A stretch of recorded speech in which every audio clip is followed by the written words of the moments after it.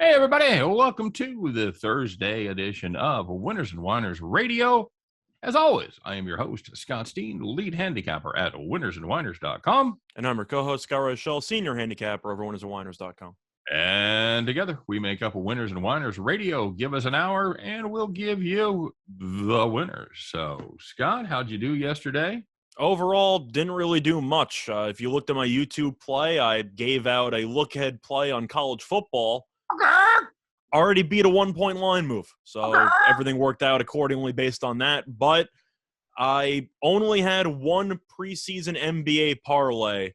I took two overs, and unfortunately, I split them. We'll talk about the one I lost on in a little bit. All right, fair enough. Well, of course, I'm giving you a hard time for being a chicken and not making a play on tonight's games or yesterday's games. I think you'd know why based on judging how the play we gave out on this joint show yesterday worked out. 2 days in a row, man. We'll get into it. I leaned on my kid for my play of the day. He's already better than me at hockey handicapping. Well, we'll find out. He's got the Ducks, and as we record this, we're a little better than halfway through the game. The Ducks are hanging on by their tiny web feet. They're getting totally outplayed, but somehow they're still up. So I got a bad feeling, but we'll see how that ends up going. So, yeah, it was kind of a slow day in the world of sports betting, but we'll get to all that. We do have a lot of fun stuff to get to on today's show. We're going to talk about the college football games that are going on tonight, talk about the NFL contest with TB12, and we'll also talk about a little something we like to call Game 5 there in the NL West. Scott, could that have gone any other way? No, we said going in, the series was going 5 no matter what. So to go 5. All right. So before we do all that, we'll talk about who maybe took it in the shorts. Now, Scott, we usually put these lists together, but Scott usually does the majority of the work just because he's so darn fast and good at it. I'm really an expert of looking through all of the atrocious beats over the course of a gambling day. Yeah, you really zeroed in on a skill set there, my friend. But it was kind of a challenge today, but you ended up doing a good job. We've got 3 to get to, so let's find out who they are, Scott. Who was out there? What D-gens were out there betting on preseason basketball and took a bad beat? Let's find out who's got to call the cops. All right, there we go. All right, D-gens, if you had the Knicks minus 8.5 playing the Detroit Pistons, you were in great shape. They led by 16 points with, it says here 59 seconds left. Oh, well, they should be able to cover that. Pistons went. I told you I was digging for these, but these were good. Went on an 8-zip run in the game. Knicks win by 8. Wait a minute, that's less than 8.5. Holy shit, I've lost that bet. If you had the Knicks minus 8.5, call the damn cops. If you're wondering how that happens, by the way, 3-pointer, missed a layup, inbound turnover, 3-pointer, let the clock run out. That's how that happens. I can't believe I didn't have that bet. My bets would have been in mid-season NBA form right there. But anyway, looking at the second one in the NBA as well, if you had the Grizzlies and Pacers under 214, you had 200 points flat with 2 minutes left in the fourth quarter, 16 points in the final 1 minute, 55 seconds. Game landed 216. Was that a blowout? Was it a close game? I believe the Pacers won by 2. Okay, so it was a back and forth. But it wasn't even fouling garbage time stuff. I think both teams just kept scoring. Yeah, that happens. That's awful. Last one, if you had the Celtics on the money line, man, nice price. Plus 205, getting better than 2-1 on your cash. Yes, please. If you got me going up against the Orlando Magic. The Celtics led by 1. Well, that doesn't sound impressive until you realize there's less than 1 second left. The Magic, they don't call them Magic for nothing, Scott. They hit a shot with 0.2 seconds on the clock. Celtics lose by a single digit. If you had the Celtics money line, you might have had to come in from the other room because you were already celebrating. And when you got back in the living room, you found out that you just needed to call the cops. Some random no-name guy with a jumper. You don't know what college he went to. He's got no chance of actually playing.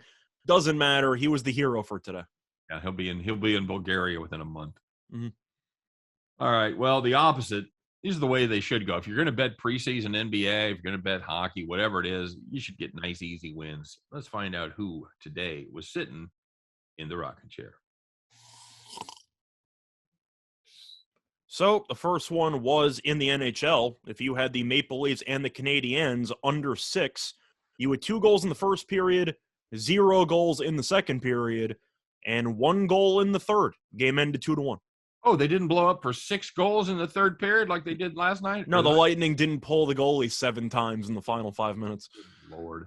Hey, if you had the Suns playing the Blazers laying the 7, you know what? You knew you were in pretty good shape not too long into this one. You led 21 by 21 at halftime, and the Suns said, you know what? We don't even know what taking the foot off the gas pedal means. They ended up winning by 45 points, and you'd think that'd be the worst disparity of 2 teams of the day, but Scott, you would be incorrect. Got another one for us? Yes, if you had the Mavericks -8 against the Hornets, you led by 31 at the half, and you think, well, 31, that means they'll probably win by 40. They'll stop trying, Get a whatever. halftime line there like Hornets like +5 or something. I can check. Probably like +2, +3, whatever. Okay. What if I told you the Mavericks played better in the second half than they did in the first half? Because they won by 68 points. Oh, my God. Preseason basketball, they won by 68 points. They won the first half by 31. They won the second half by 37. That's just some bad basketball right there. And I mentioned my 2-pick parlay, by the way. So I had the Bucks and Jazz over, which won. Yes. The other pick I had was the Mavericks and Hornets over 219. Oh, that was half a good pick. The Mavericks scored 127 points. I lost the total by about 40. Well done, sir. 59 points in a preseason game. Are you out of your mind? All right, let's find out who's wearing the golden sombrero. And Scott, this is getting sticky, buddy. This is really getting sticky. Not the first time we've awarded this organization the golden sombrero, and I'm going to go out on a limb here, my friend, and say, nor will it be the last. Let's find out who is today's donkey of the day.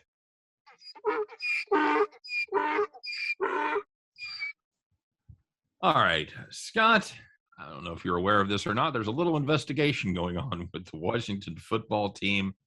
Toxic work environment, or horrific situation with the cheerleaders, racist emails. It's a grab bag of fun there in Washington. In their defense, it's a racist, homophobic, and misogynistic emails. It's the triple crown. It's the triple crown. Don't sell them short on the racist stuff. They hit all 3 groups. Don't sell yourself short, Judge. You are a tremendous slouch. So they have 650,000 emails they've gone through as part of their investigation. Apparently, Scott, despite the fact you have nude calendar shoots of cheerleaders and videos of the calendar shoot recorded without their knowledge going around among the executives, you have a toxic work environment, you have racism. Who's the bad guy? There's one bad guy that we've identified. Who is the worst person in the Washington football team organization? Is apparently John Gruden. John Gruden. That's right. He's the only one that did anything wrong out of the 650,000 emails. He's the one they're going to pretty much bring the whole wall of bricks down on. Yep, and the NFL feels like they did a good enough job investigating everything else, and hands are clean. They're done. Nothing to see here going forward with. The NFLPA would like to see all the emails. The lawyers for the cheerleaders that are currently involved in a suit against the Washington football team would like to take a little peek at those. Scott, is public pressure going to eventually be too much for Washington to bear? I'm going to say no, because if that was the case, Snyder would have been out of the owner spot about 3-4 years ago. Well, I thought he's not officially the owner now, right? Well, I mean, it's his wife who now apparently handles day-to-day affairs, but the point is he's still in some position of power. You've had a lot of situations in the NFL where it seems like them, and we talked about this before, how them and other organizations will just sweep things under the rug until everything hits the fan, and then suddenly they become extremely proactive because they have to save PR face. They're relying on the news cycle. They're going to wait it out. Nobody's going to talk about it in about a week, and all the news stations will talk about Mahomes throwing 400-something passing yards against Washington, and you won't have to talk about this thing anymore. So let me ask you this, and this is something we talked about this story a little bit the other night. A little more than actually came out on the tape, but where does ESPN lie in all this? Because as this was going on, they were employing Gruden. So do you think any of those emails, is there anybody at ESPN that's going to wear a little collar on this, Scott? I'm not really sure, but I do think it's a little hypocritical when ESPN breaks a story and all of the talking heads are roasting Gruden for what his comments, because of course they should naturally, because his comments were extremely distasteful and wrong, but that was also their colleague during that time span. So it does speak pretty poorly, and there is some hypocrisy involved with ESPN criticizing one guy who just so happened to be an employee when the whole scandal broke. Don't you think? Yes, I totally agree. That's why I wanted to get your opinion on this. Now, I want to ask you, do you, in your heart, do you think Gruden is a racist, and homophobe isn't the right word, because that means you're afraid of gay people? I wouldn't say that, although I would be afraid of Carl Nassib, but Well, I actually missed most of the emails. I didn't read through any of them. He called Michael Sam the Q word, correct? Was there anything worse in there, or he just called him the Q word? That's as far as I know. So there's no documentation of him calling him like the F word, for example, or anything like that. No. No, okay. So yeah, but so has he just done a really good job of hiding it? See, I don't know how much of it was him hiding and how much of it was institutional, because apparently accessing all the emails and having a paper trail or an electronic paper trail of all of these awful, I don't want to say slang terms, but basically slang terms that you were using in a derogatory sense. I don't know if it's all Gruden, because if you talk about just your conversations with friends and you'll use a slang word, not in a derogatory sense, but you have maybe slang words or some code key phrases you use all the time, like something sweet or something's awesome, and you'll say it about everything. Then don't you think that if you're going to be using some type of slang word that's derogatory, some of it is peer associated because the people you're talking with also use the same vernacular all the time? Yeah. So you need to hang out with better people. But the point I'm trying to say is that Gruden's clearly not by himself on this, because there's no way he's using this type of vernacular and the person on the other end isn't using the same vernacular. That's just not how conversations work. Yeah, I'm going to guess the email response that Gruden getting wasn't like, whoa, buddy. Come on now. You got to remember, this is the 21st century. You can't say things like, holy mackerel. Those women have fathers. Those are people's daughters. Like, I don't think that was how the conversation went. No. Just ridiculous. So no, I could have come up with better examples for like the slang words, but the point is that if you have a friend group and you'll use one word, all the time, it's not even derogatory. I just mean one general word. Are you saying racist, derogatory? No, not slang racist terms. Okay. I just mean like if you're saying like something is sweet, you use the word dude a lot. Okay. The odds are the person you're talking with also uses the same word all the time. Okay. So I'm assuming if Gruden was using words that were homophobic or sexist, the person on the other end was probably using the same words all the time as well. Yes, or probably or worse. Yes. So I'll stick to the word dude or bro in this example, because if you're saying that, the odds of the person you're talking to also says that all the time. Okay. Is that fair? Well, sort of. Although I use dude and brother a lot. But I'm saying, do the people you talk to occasionally use dude and brother sometimes? Are you the only person saying it? Sometimes I am, yes, absolutely. Okay, but other times other people will say the same. Sure. Yeah, okay. So I'm saying sometimes I'm sure Gruden was receiving emails involving these derogatory names. Yes, absolutely true. I totally agree with that. What Gruden did, obviously, he done, and he deserves to be done.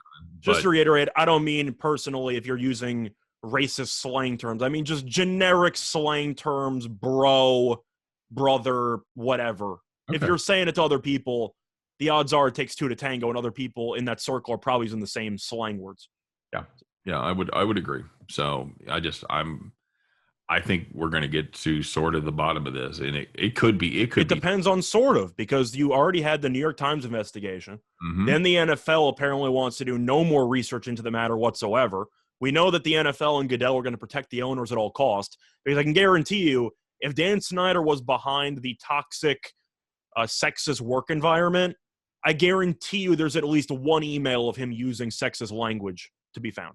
Let me tell you something. If those emails still exist, if they sit on a server somewhere, somebody can get to them. If they do, I guarantee you Snyder has a handful minimum. There's a group that just dumped the Pandora Papers about the tax dodges and tax havens for the uber rich across the world. If they can do that, they can hack the Washington football team's internal emails. I'm curious what percentage of the Washington ring that was involved with this photos going around, whatever, use derogatory language with no evidence whatsoever. I got to say at least 3/4, don't you think? What are you talking about? Like management, ownership? Yeah, just everyone who was involved in the email chain of getting these videos and photos from cheerleaders and whatever. I got to assume it's more than half. I'd say everybody on the cheerleader list, anybody that saw those videos or pictures, I'd say all of those people have a very good chance of using racist language and homophobic and sexist. So I'm assuming it's probably north of 50%, 75% of the people involved. Yes, absolutely correct. Ugly situation. I think it's only going to get uglier as more of that comes out. But once again, the donkey that is the NFL, because they're just completely sweeping the whole thing under the rug and using Gruden from the wrong organization as a fall guy. Ain't gonna work. Yeah. Ain't gonna work. I just don't think it will. I agree. All right. So I'll let you do the honors on this one. I'll do it. Let's find out who it is. Scott, there's so many times I have to say it. I'm not mad, Scott. I'm just disappointed. All right. So as you know, the last couple of days for our Bet the Farm play, we have decided to dip our toe in the world of hockey. Now, any of you that follow me, you know I'm not a hockey guy. The sports calendar did not help us out, by the way. I enjoy the sport. However, I am no way, shape, or form a good hockey handicapper. I am learning. However, Mr. Reichel currently lives on Long Island, where they have a little team called the Islanders. He's a gigantic hockey fan. Grew up with a stick in your hand. Scott, have you played hockey? I have not played hockey since arguably first grade. Okay, but you did play hockey. Yes, at some point. Okay, so follows hockey quite a bit. You're a big hockey fan, right? Yeah, I watch hockey all the time. Right. So you think naturally Scott would be a pretty good hockey handicapper. So regular season opened up on Tuesday night. We figured, what the heck? We got a couple of games. We got an angle here. Let's play a hockey pick. And how'd that go? Which one? The one that Penguins won or the Rangers won? The Penguins won. They both lost handily, but it depends which one you want to talk about. Yeah, we had the Penguins. What do we have? Team total under? We had under 2.5. They had 2 goals going into the third. They ended up with 6. So we just barely missed that one. Mm-hmm. And then yesterday we said, you know what? There's nothing else going on. We've got to come up with a hockey play. And in reality, I will say this: Scott was reluctant to do another hockey pick because he said, you know what? I generally run cold to start the season hockey handicapping. I'm just telling you right now. I'm as cold as the temperature on the ice. I'm like, dude, we got nothing else. So I wasn't doing tennis, so no, we had to go with hockey. He was not allowed to do a tennis play. That's right. So he went with another hockey play and he had some pretty good rationale behind it, and had a couple of goalies that were good. And then you had one of their best players wasn't going to play. One of the best players of all time was luckily going to sit out. So we took the New York Rangers against the Washington Capitals. Scott, how'd that You reminded me to give me full credit for that pick, by the way. What's that? I appreciate it. You gave me full credit for that pick on the air yesterday. 100% you. That's right. Yep. And they got their ass kicked. They did. On top of that, see, that's the issue I think I have with hockey the most, which is the fact that if you try to do overnight plays, right, it's so easy to find information on baseball and for football and even basketball, because you usually get some lines there. Baseball's a little sketchy sometimes, but football, but at least you know is pitching. Like you can find out some things. Yes. So hockey, I talked about 2 goalies which were projected to play. They're both healthy. Mm-hmm. Neither of them played. Had the Zamboni driver play. They used the other goalies playing in the game. And Ovechkin couldn't move. There were reports that he was not going to play. He played, and he scored 2 goals. There you go. So the bullet points, no, we did it a day in advance. And, yeah, everything I mentioned turned out to just not happen. And the Rangers ended up getting their ass kicked. So we're pretty excited about sharing our hockey play with you for tomorrow. No, I think we're discontinuing the hockey stuff. But it's one thing that I can admit, which is the fact that hockey has never fully been my strong suit with handicapping for whatever reason it is. And if you know that that's the case in your personal handicapping, if you know there's one sport that you're awful in, like you're an abysmal baseball handicapper, for example, don't bet on baseball. You can find other stuff to bet on. So hockey, nothing else on. I'm going to take an angle with some injury news and stuff like that, but I do acknowledge, grand scheme of things, there's a lot of other sports I'd rather bet than hockey. There you go. And I guarantee a lot of our listeners would too right now. I think they would too. All right, very good. And we tend to have some fun. We tend to roast each other, but at the end of the day, we try to give you a play that we think has the best chance of winning. And sometimes they don't work out by a little bit, and then sometimes they're spectacularly wrong. So I have absolutely had my share of spectacularly wrong picks. And I will be roasted accordingly. Well, I'll give you an example. I had the Western Kentucky under over the weekend. I think they're still scoring. I think they put up 175 points or whatever it was between the two of them. Utterly ridiculous. So we all have horrible, horrific, how could you be so wrong picks. I'm going to own it, but if there's any other sport on that's not hockey, you can assume I'm going to take the other sport. Just fair enough. All right, bud. There was some the NBA was weird yesterday. It really was. I don't know if they're starting to get more ready for the season or whatever it is, but the odds makers, they still haven't quite got a handle on it yet, Scott. I believe the odds makers were just a little bit tipsy yesterday. What happened? So we're going to look at the total department for NBA preseason. Of course, this is one of the final preseason games left because the NBA season starts next week. But it seems like the defense is starting to ramp up a little bit. And it's not because people are being benched. That was in some case. I know Boston benched basically everybody. But other teams, including the Hornets, who lost by 68 points, actually used a decent amount of their starters, which is even worse. But the point is that you saw a lot of low-scoring games on yesterday's card. The under went 5-2, should have been 6-1 because I talked about the bad beat on the under in the Grizzlies-Pacers game. Right. So you can really make an argument the under should have been 6-1. Yesterday finished 5-2, but some of those unders weren't even close. Is that something going forward when the season actually starts we should keep our eye on?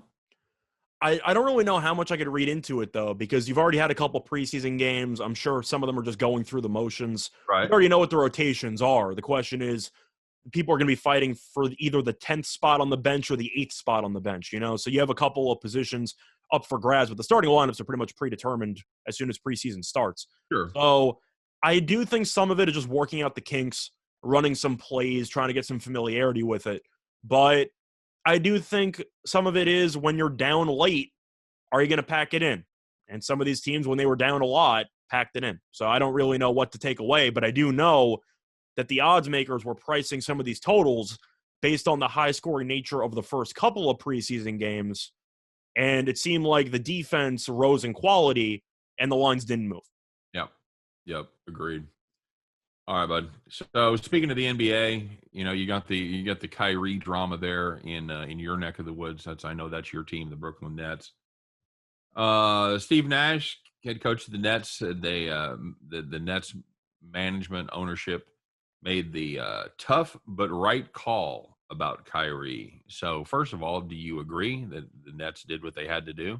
I don't know what else you're supposed to do. You're going to let Kyrie just take time off and then play half the time? It ruins all the chemistry you have. So they'd already changed. They changed the Barclays Center to an office space, right? So he would be able to practice. What ended up happening was that they ended up, I don't know if it was the Barclays. I don't think it was the Barclays. I think they practiced in a different gym. Or their practice facility, okay. Yeah, the practice facility they changed, so that way Kyrie could hypothetically practice. He would have never been able to play in the Barclays Center. So the Nets decided... That's a public space. Yeah.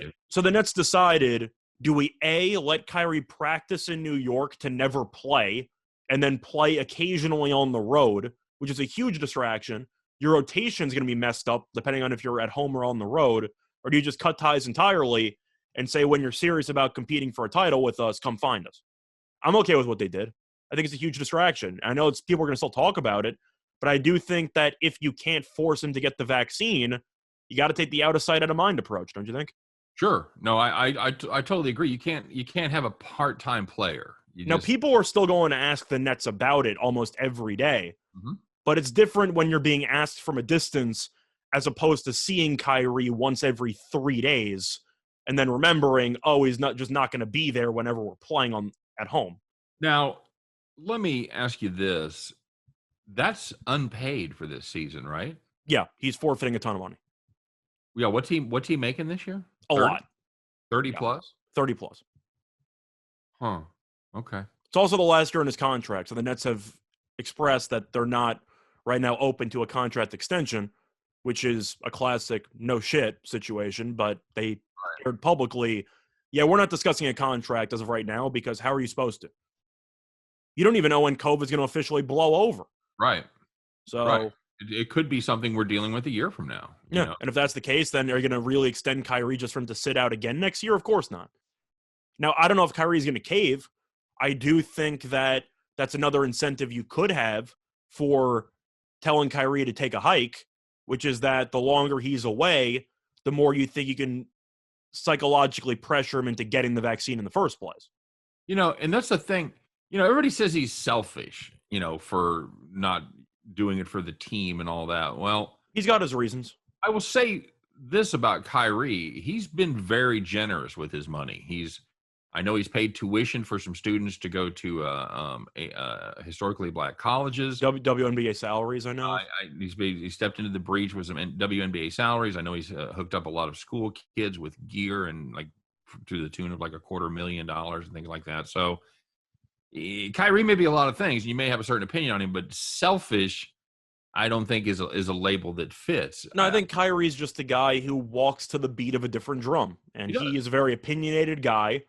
Some of his opinions are honestly stupid with the flat earth stuff, but other stuff he's passionate about. And he's very, I don't want to say stubborn, but he's very, I'm trying to think of the right word, but I'll tell you this, Scott, he's principled. Yeah, we'll put it that way. Absolutely sticking to his principles. Yeah. If you're willing to sacrifice $30 million for what you believe, then you are a principled person. It doesn't, now whether you agree with those principles or not, that's a different situation. But he's sticking to his guns, buddy. And you think he's going to cave?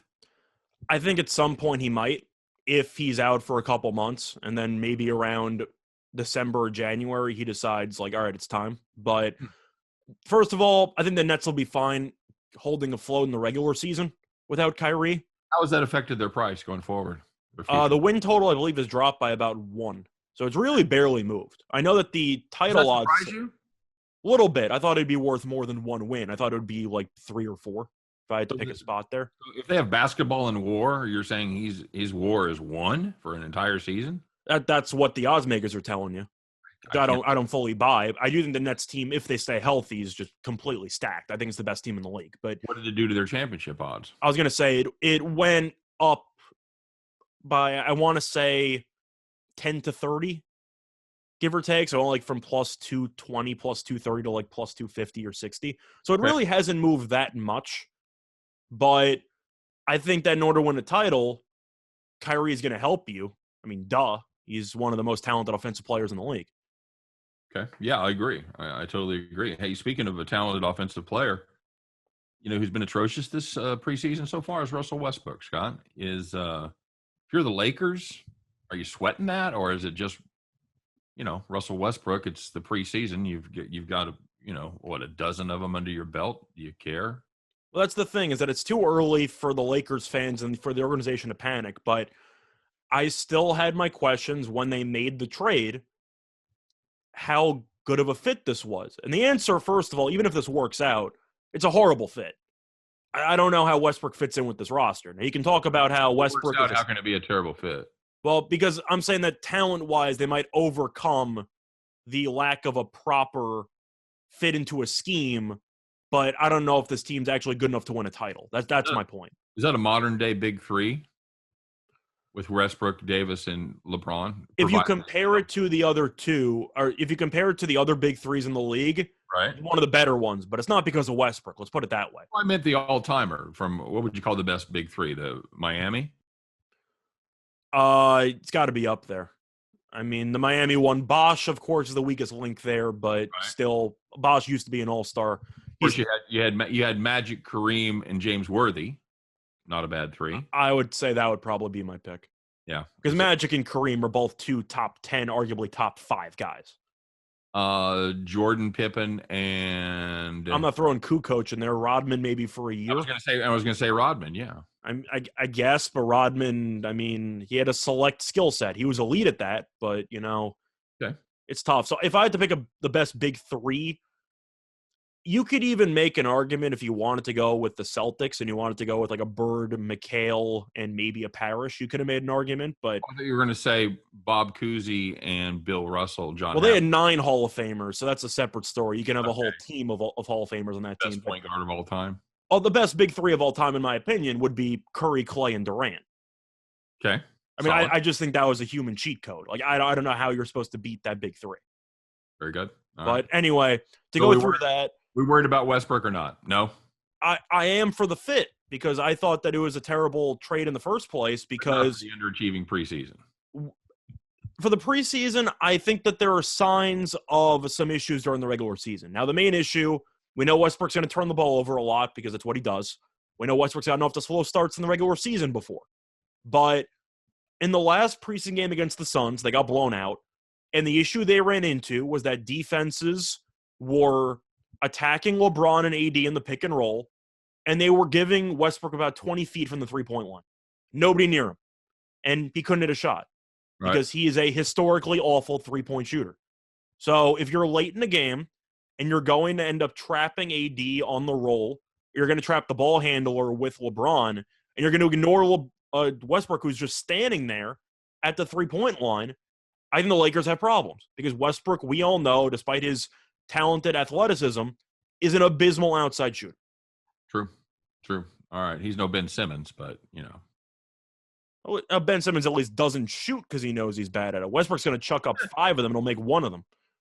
All right, bud. So, quick reminder to everybody, you are listening to Winners Whiners Radio. Give us an hour or so. We'll give you the winners. But what do you think, though, about Westbrook? What do I think? I think it's early to panic, but I think you would agree that there are signs from what you've seen that trio might now work with Westbrook being off ball. Yeah, sometimes the whole is not greater than the sum of the parts.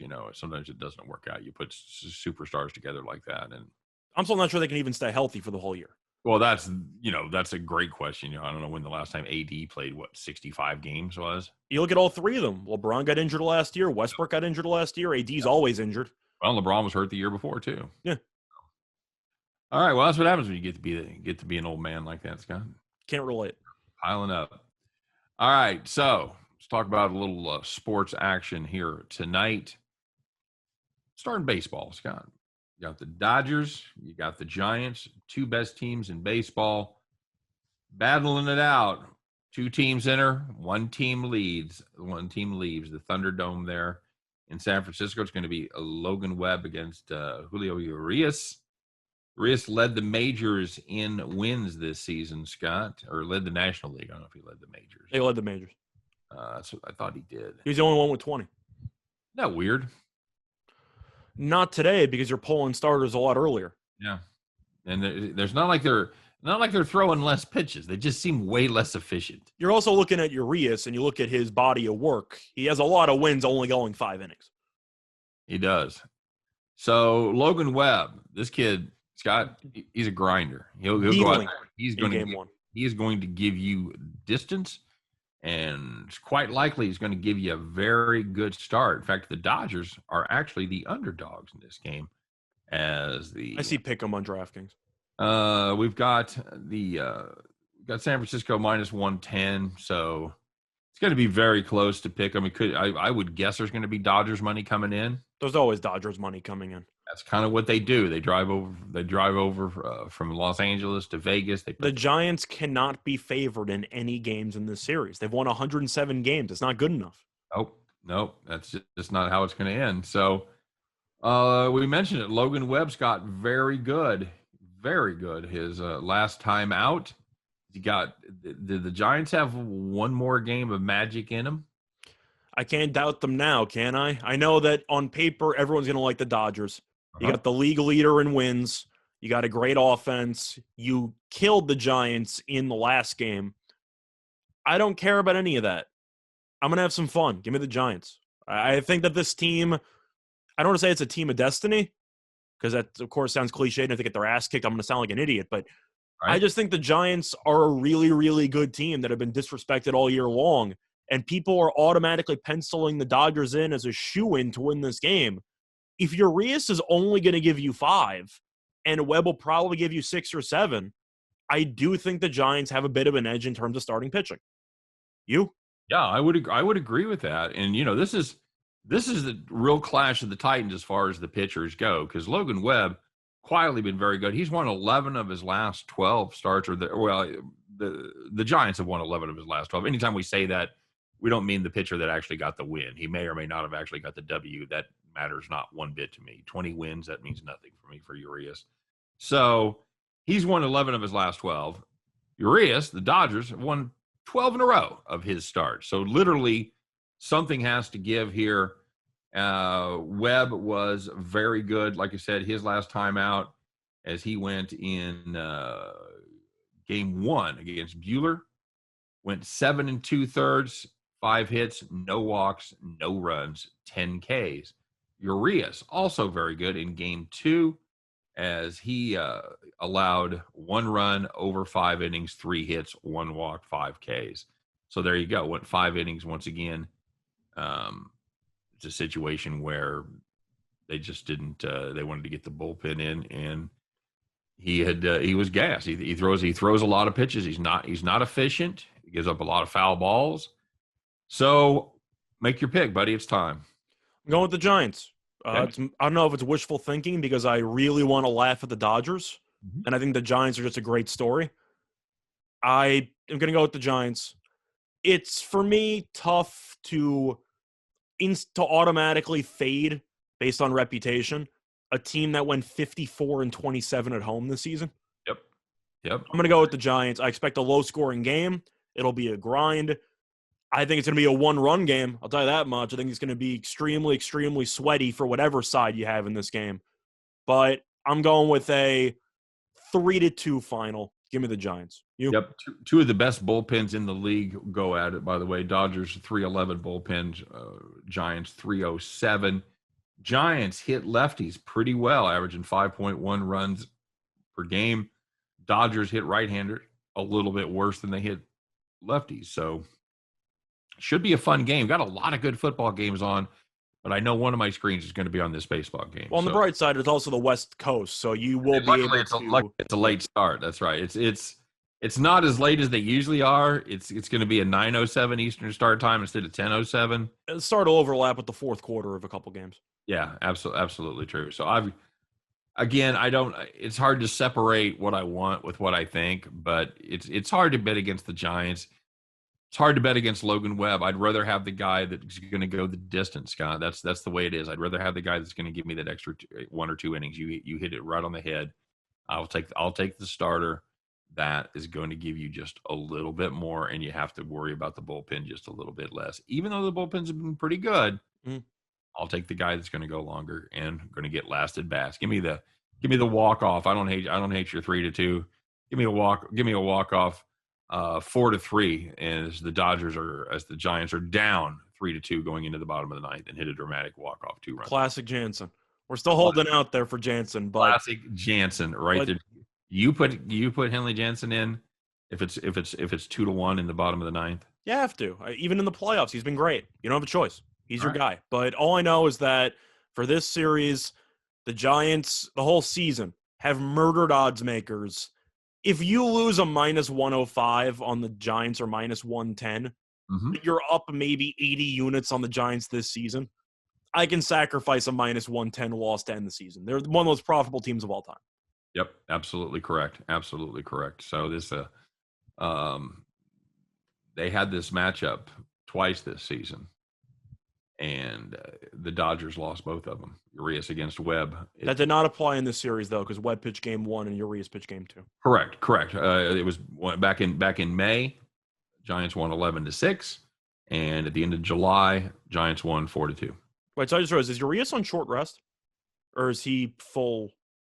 Because he was the game after Webb. He was. Let's see. He had a couple days off, of course. He had the travel day twice. Okay, so today is Friday. So they had Thursday off. They played Wednesday, Tuesday, They were off Monday. They played. So he pitched on Sunday.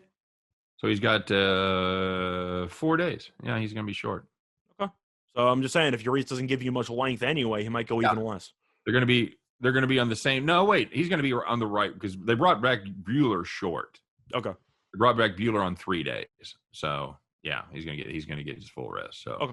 Fair enough. They had the travel day. So all right, give me Giants right there. Yep. And we've got a couple of college football games. I know one of them we're going to be getting to a little bit later. But you got any thoughts on the Navy game, Scott? Navy playing a little better football here lately. They go up against Memphis. Memphis, 10.5-point favorite, Scott. Does that seem a little high to you? Well, the logic behind the line is that Navy's defense is god-awful, but I don't really care because I think Navy isn't terrible. They have a bad pass defense, but that's the point. Yeah, their defense as a whole has been underwhelming compared to usual standards. And you're looking at the defense for Navy. They give up 234 passing yards per game. Memphis is averaging 323. So you're assuming Memphis is just going to air it out, and they should have no resistance, which is the logic. Now, Navy, we disagreed on against Houston over the weekend. I got that one right. Houston was awful to start the game. They almost covered, kind of a bad beat there because they took a knee or got tackled at like the 3-yard line, which would have covered. But the point is, Navy hung in there ever since they switched offensive coordinators, ever since they switched quarterbacks. Oh, what game are you talking about with Navy? The SMU game. Oh, SMU. You said Houston. Sorry, I meant the SMU game over the weekend. Okay, but they did beat the number in that game. They did, but I'm saying SMU got tackled at like the 2-yard lines. They were really close to covering in the end. Oh, but Navy hung in there. So I think this team is different with the offensive coordinator change and the new quarterback. It's really a situation where do I think Memphis can stop the run? And last week I thought that SMU was not going to stop the run as easily against Navy. Mm-hmm. And Navy had some success. I know that Navy had a defensive touchdown in there, but I don't think Memphis defensively is a good team. They let Tulsa torch them for 35. They let Temple torch them. I think Navy's alive to win this game. Yeah. I'm going to take the points. They've given up 595 yards on the ground their last 3 games, and they haven't exactly come against powerhouses. They came against Tulsa. They came against Temple. And they did give up 205 against UTSA, and UTSA is going to run the ball. So I'll give them a little bit of a pass there, but you're giving up 4.8 yards per carry to Temple, and then you're giving up 235, 5.1 yards per carry to Tulsa. Come on. All I'm saying is if you've lost 3 straight games to UTSA, Temple, and Tulsa, are you really going to be interested in laying 10.5? I can't. I can't. No, absolutely not. And what I want to see. I want to get it up here because my grid I don't have. What do you want to know? I don't have the money lines built in. Oh. So, I was just curious to see because I think that's Navy's plus 320. Yeah, I think that's worth a shot right there. I've got that on Bet Online, Navy plus 320 for the money line. So I think the 10.5 is a really solid play, and I think the plus 320 is certainly worth the sprinkle. I'm looking at the over as well. It's tough to really love an over with Navy being involved. Yeah. And Memphis, we know, should have success through the air. We think Memphis is going to give up a bunch of rushing yards. I just see a lot of scoring drives. Of course, Navy can go on a 10-minute drive and kill you, which could happen, but Memphis they're also terrible in the red zone. Just a heads up. They score only a third of the time. They score touchdowns just a third of the time they're in the red zone. Well, you also might have empty trips because Navy, if it's within 2-3 yards, they're going for it in every 4th down. Well, but that's what I'm telling you. They could get down to the 8 and end up kicking a field goal. I'm saying they might not even kick the field goal. They might just turn it over on downs. So that's what I'm saying. But I'm going to fade Memphis's defense. They can't stop the run. They can't stop anything. Oh, and by the way, Memphis turns the ball over 2 times a game. They've got 10 turnovers so far. Yeah, I think Navy's got a shot to win this thing. Yep, totally agree. All right. A little NFL, Scott. TB12 had his hand wrapped up, looked like a mummy. Said he's fine. Thumb's okay. He's going to be without Gronkowski. Does that matter to you? I'll tell you what. I do think Tampa's a bit banged up. Brady, over the last couple of years, has really been awful at covering spreads in primetime games. I don't know if you noticed that. Mm-hmm. His teams have been awful, but they win the game. They usually just don't win by margin. But it's torn because Philly, I don't even know what that game was last week. They were awful for about 2.5 quarters and somehow beat Carolina. I'm not sure how they won that game. Right. I know Darnold threw 3 picks. That was a disaster. So Sam Darnold, welcome back. But Philly won the game. I do think the home crowd's going to play a factor in this one, but this line does seem right at around 7. I've seen some 6.5s. Okay. So I think if you want to take Tampa, you could get 6.5 and lay it, but I might surprise you. I'm actually leaning to Philly.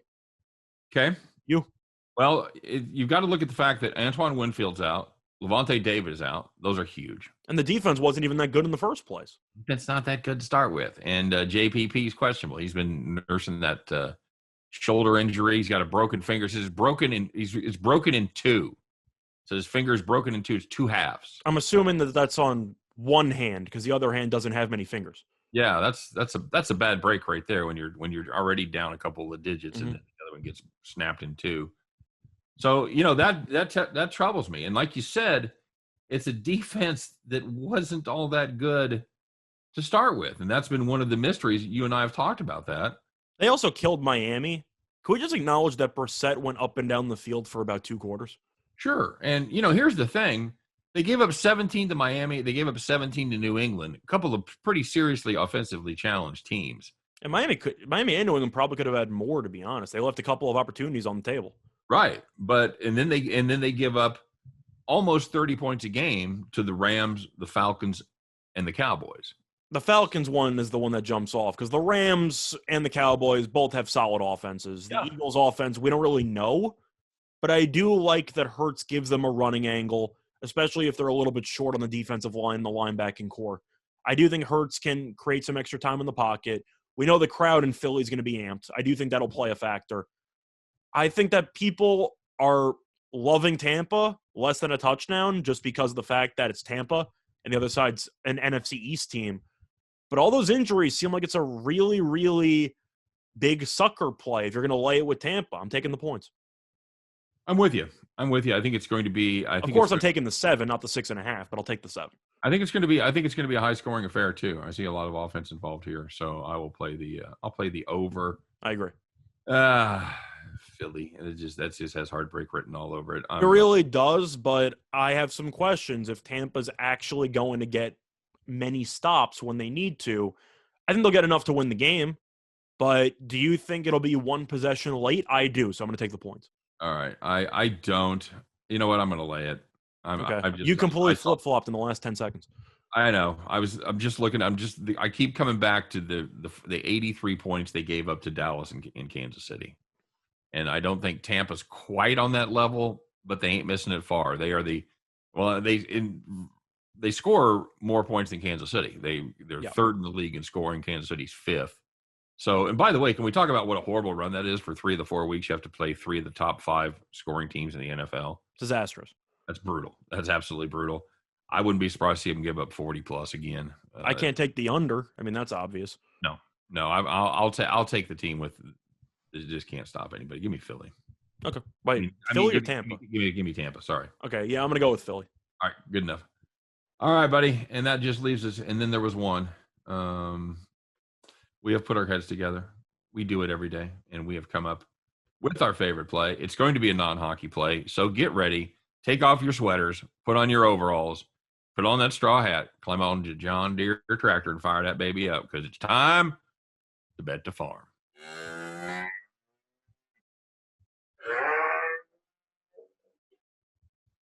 All right, so we're going to be taking a look in the college football ranks. We're going to be looking at Georgia Southern and USA.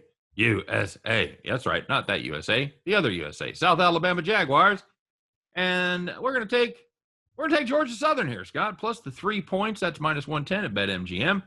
Georgia Southern owns this series, Scott. They have never lost to South Alabama, at least since the second incarnation of South Alabama. They are 7-0 straight up all time against the Jags. Georgia Southern, as you might know, they run the triple option. And South Alabama, they don't stop regular running attacks very well. They have allowed at least 212 yards in each of their last 2 games. And the Eagles, they don't always win, but they usually get close. They are 7-1 against the spread versus a team with a winning record over their last 8. Georgia Southern, Can't stop the run, baby. Sorry about South Alabama. I mean, South Alabama can't stop the run. Well, South Alabama, as I'm saying, they can't stop the run. Georgia Southern, I think they're going to run up and down the field. I like them plus the 3 points. Give me the Eagles. I'm tempted by the money line there, Scott. Any interest in playing the money line? Well, we've always talked about how if the spread's 3 or less, you should always look at the money line. But plus 135, baby. I still have question marks if Georgia Southern isn't going to fumble the win away at some point because this team isn't exactly run properly. But South Alabama, we talked about it. They're allowing over 200 rushing yards for each of the last 2 games. And all Georgia Southern wants to do is run the damn ball. So if you're looking for a perfect matchup based in current form, it's a triple option offense against a team that can't stop the run. Getting plus points, we got to do that. They have 7 running backs that have tallied at least 100 yards or more this season. Does that include the quarterbacks that never throw? Yes, it does. Okay. They've got 4 quarterbacks they put not like in the full rotation, but you might see 4 quarterbacks take a snap for Georgia Southern. And they're not looking to throw. They might throw one pass, kind of like an Army or Navy, where maybe somebody breaks it open, but I think Georgia Southern might go for 250 on the ground. Yeah, it's very, very possible. So keep an eye on that, but that's what we're going to play. We're going to play the Georgia Southern Eagles plus 3. That's going to be our Bet the Farm play, and that's going to do it for our show today. As always, we thank you guys very much for tuning us in, checking us out, doing that thing. Don't forget to rate and review if you're on the podcast, and don't forget to drop us a comment and like, of course, if you're watching us on the YouTubes. For myself and for Scott Reichel, for the whole team over here at Winners and Winers, we appreciate you guys checking us out today. Come along with the journey anytime you want to. We'll be here each and every day as we do our thing on Winners and Winers Radio. You guys have a great day. We'll see you tomorrow. Bye-bye.